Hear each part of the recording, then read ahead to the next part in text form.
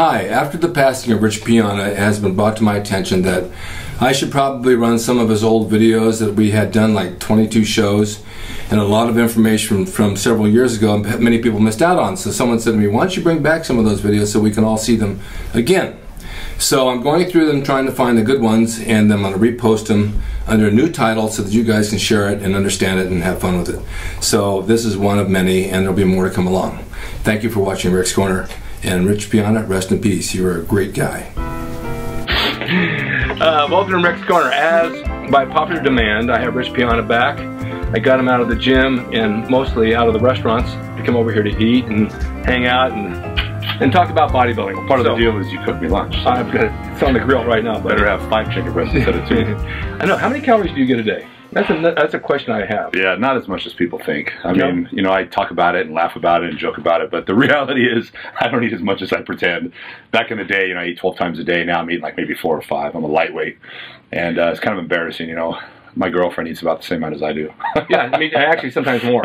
Yeah. I don't know what it is, but as you get older, you just can't eat the food that you put away at a younger age. Yeah, it's you know, it's just I can't. But it's good because, you know, as we get older, we start to put on fat. So, you know, you can't eat 12 times a day. Exactly. Unless you work out 8 hours a day, which, you know, I'm up to 3. That's my limit. Okay. Just real quick, I want to touch on that one subject. When you said put on fat, I've had a lot of you guys out there talk about our diet, and some have written in, as you always get these haters on YouTube, saying that lowering your carbs does not lower your body fat. It does. Of course it does. There's no question about it. You drop your carbs, you drop fat. Well, a lot of people like to argue the point. No, that's not true. You need a lot of carbs all day long. One guy in the gym said this to me. We really had an argument. We almost went to blows over this. And you know the guy. He's older than me. Ah, you're wrong, you're wrong. I eat carbs all day long. I said, well, look at you. You know, it's like you can't get away with doing that. It's going to put fat on you regardless of what you do. Why is it the people that are the know-it-alls are the ones that have nothing to show what they're preaching? Without fail. The guy with the skinniest arms is trying to tell you how to train biceps. The guy that's fat is trying to tell you how to diet. It's always the case. And the people who write in, who sit behind their computer, are always the experts, but they never show themselves either. They're incognito behind the computer. So, but they always. And there's no picture on the avatar. None. Absolutely. That was no more than we do. All right, so you want to talk about training traps, because traps are a huge part of your body that shows. When you approach somebody, your shoulders show and your traps show. And I've seen a lot of squared shoulders with no traps. Yeah. And traps are important. Very important. I get questions all the time. I think a lot of people, that's one of their most, you know, favorite body parts is traps. You know, I think it shows power. You know, you look at the wrestlers and the big neck and the big traps, and, you know, it's kind of like, you know, I think that a lot of people see that as, you know, power. Right. So what would you say? I mean, we all know that shrugs will do it, but there's a very variable of exercise that work traps. Anytime you work delts, you're working traps. Yeah, traps are indirectly worked with back, with rear delts, with, you know, side delts, front delts. For me, shrugs is the best. I mean, everybody knows that. But the problem is, what I notice is people don't do full range of motion, and the biggest problem is people try to go too heavy. Exactly. You know, that's the problem with everything. But, you know, you need to be able to stretch all the way down, let it stretch for a second, pull it all the way up.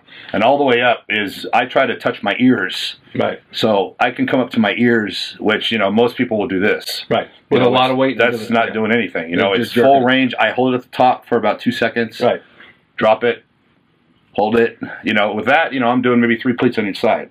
You know, back when I was 18, I used to put 7 plates on each side. Yeah. Because I was a fucking idiot. Yeah. The bar would be bending. Did it really make any difference? The next day my low back was killing me, but hey, everyone in the gym was staring at me. But they weren't saying, look at how strong that guy is. They were saying, what a freaking idiot. Exactly. And you see it all the time. A lot of the younger guys that are small and they got all this thing loaded up and they're hardly moving the bar, and they don't have any muscle, no traps, no delts or anything. I can put 50 or 45s on each side, and then two 45s on each side, and I get 20 reps, and I feel it. Yeah. It's all about feeling the muscle, you know, squeezing it, contracting it, stretching it. But I do them on the Smith. That's my favorite. The Smith, I get the best feel, the best squeeze, and I do them in the front and I do them in the back. And Lee Haney was the big preacher about doing shrugs from behind. And what he used to say is, he said, where are your traps? Are they in front of you or behind you? True. They're behind you. Right. So why would you do shrugs in front when the traps are behind you? Right. So he used to advocate always doing the shrugs behind, which that made a lot of sense to me. You know what? I didn't think about that until just now, but I do them with dumbbells. And when I do my dumbbells, I lean forward and I bring them back this way. Yeah, yeah, because the traps not only go up, they go out. Right. You know, and so you got to, you know, hit the whole belly of the muscle.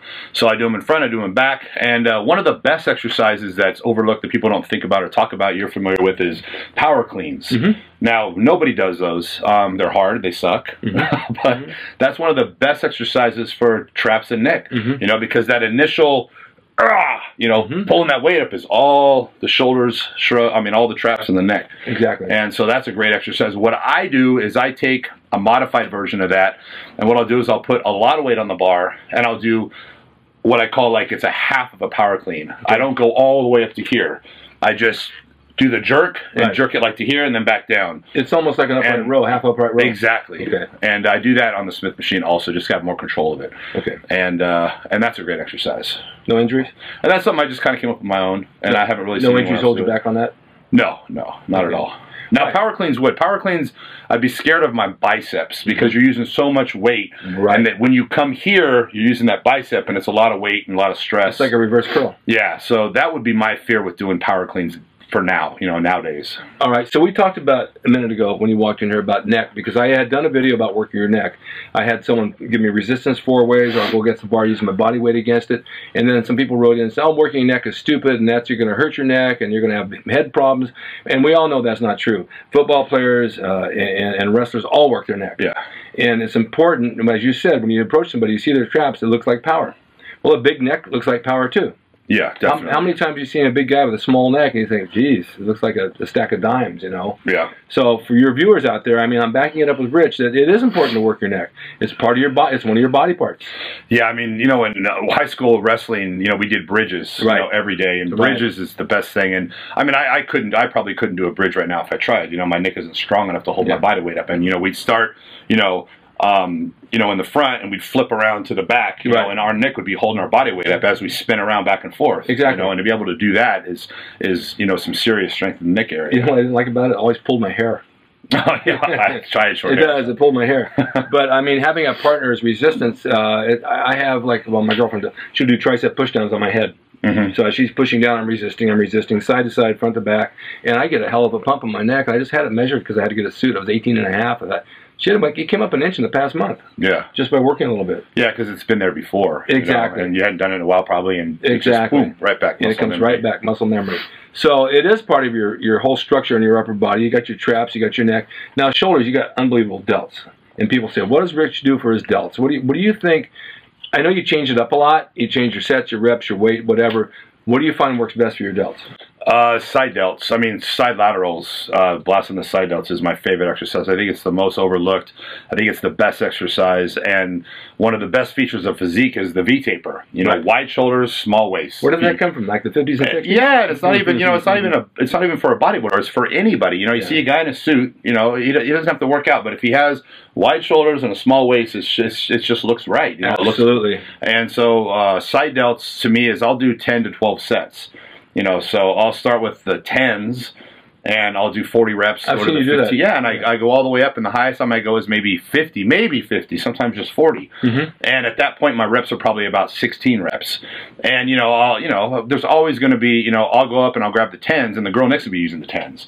And the guy next to me using the 40s, you know, but you have to psychologically not care what anyone else is doing. And just do what is best for you, not worry about the weight, you know, and just perfect, strict form. And if you wear a tank top when you're doing side delts and you look in the mirror, at the peak of the movement, you can see the side delt peak. Exactly. Yeah. And most people are working the front delts when doing side laterals. That's because they're not hitting the side delt. And if you look in the mirror, you can see whether you're hitting the front or the side. So it's very important, in my opinion, to wear a tank top and watch in the mirror, and you can actually see what muscle you're working. What's your hand placement on that then? Are you doing it from this way? I start from the sides. Okay. So I don't go in front because then I think it's starting to activate the front. So I go on the sides, and I lean slightly forward, and I just watch in the mirror, and you can watch the side delt pop at the top. Okay. And by twisting the thumb downward is enabling that to happen. That's funny. That's what I've always said. Turn your thumbs down as you come up. Now, there's a problem that I've had from wrestling over the years, and I just had Steve Austin on a show, and he had the same problem, that our shoulders have arthritis, and they're freezing up from wrestling. And so when you work the delt, sometimes your trap takes over, and you're missing the delt. Yeah. You ever had that problem?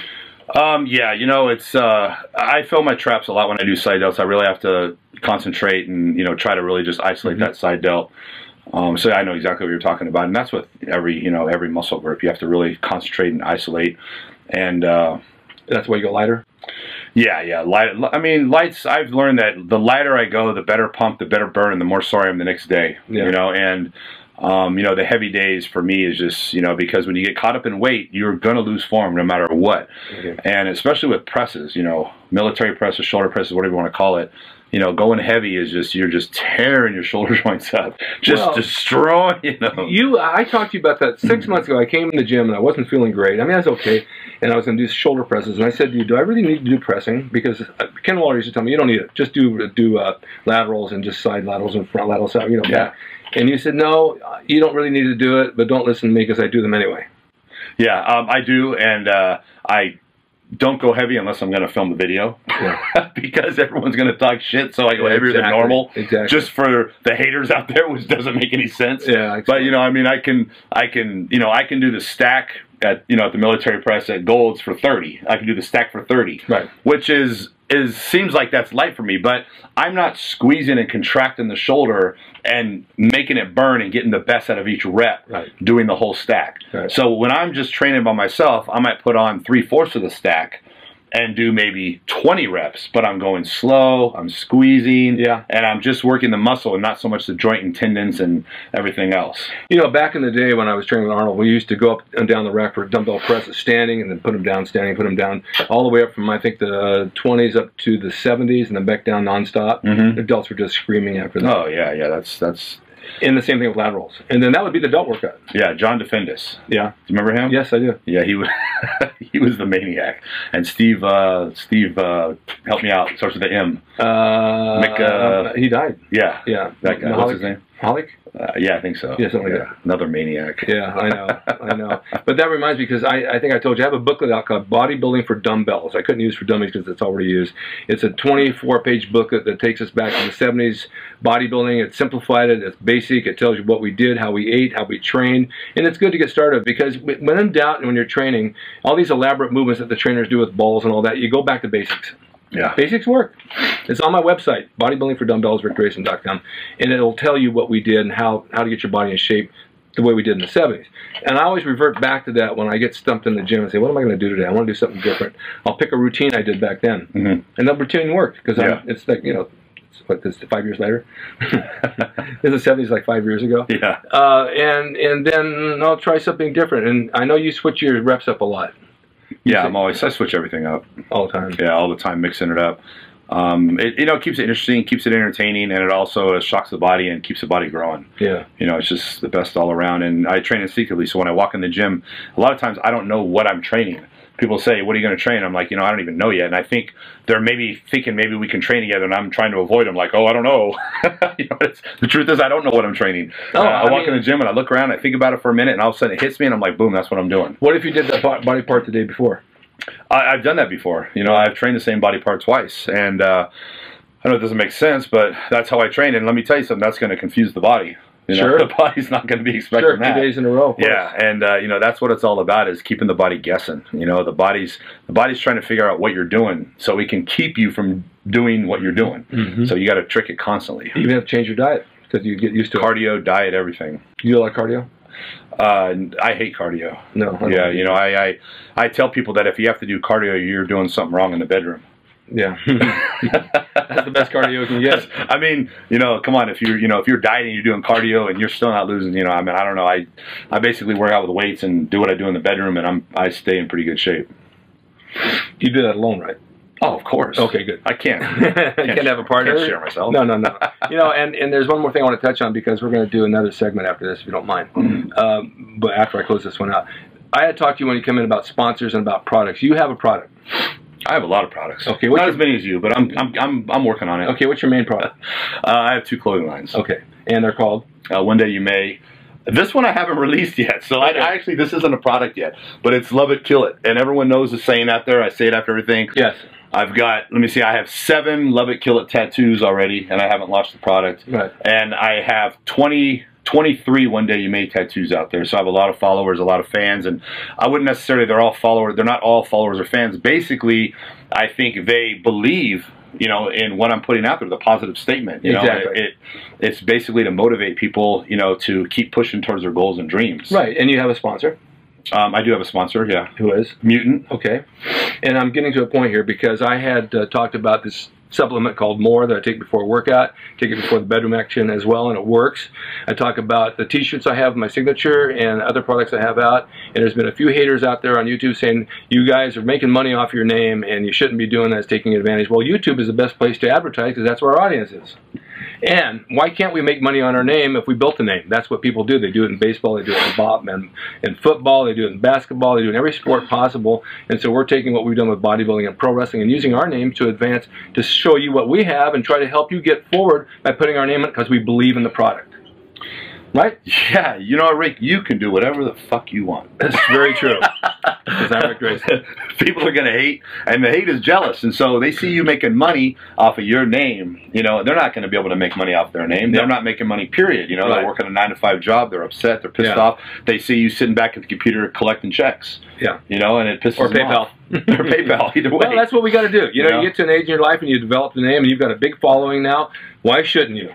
You know what? It's you know, it's smart. You know, I mean, I had someone was talking bad about someone who had gotten a tattoo one day. You made tattoo and was saying he had gotten it on his neck, and they were saying, you know, he's never going to get a job with that. And it's like, first of all, possibly think outside the box.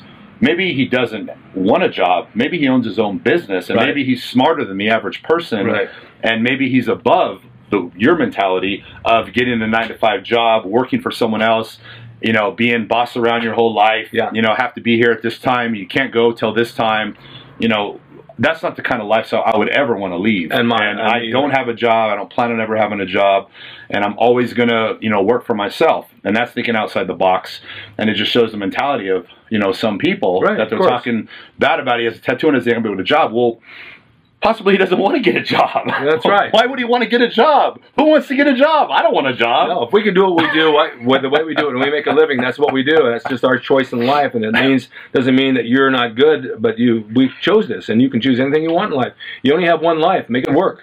I want to go to the gym every day. What do you do? Why do you go to the gym every day? Why don't you just go work somewhere? Because I don't have to. And I like the gym every day. That's my job. I'm at the gym at least twice a day. Exactly. It's our job that we do this and we bring it to you. And so be happy that you're getting all this info for free. Well, I'm going to do another segment with you, but I want to close this one out. And then I want to talk on another. Is that okay? That's great, as long as the chicken's ready. Yeah, it'll be ready soon. Oh, they're killing it now. You see them cutting the heads off. Shit. Thanks for watching Rick's Corner with Rich Piana. We're going to do another segment, so stay tuned, and we'll see you next time, okay? Look at those beautiful watches by Swole. Men's and women's. They're really nice and they're big.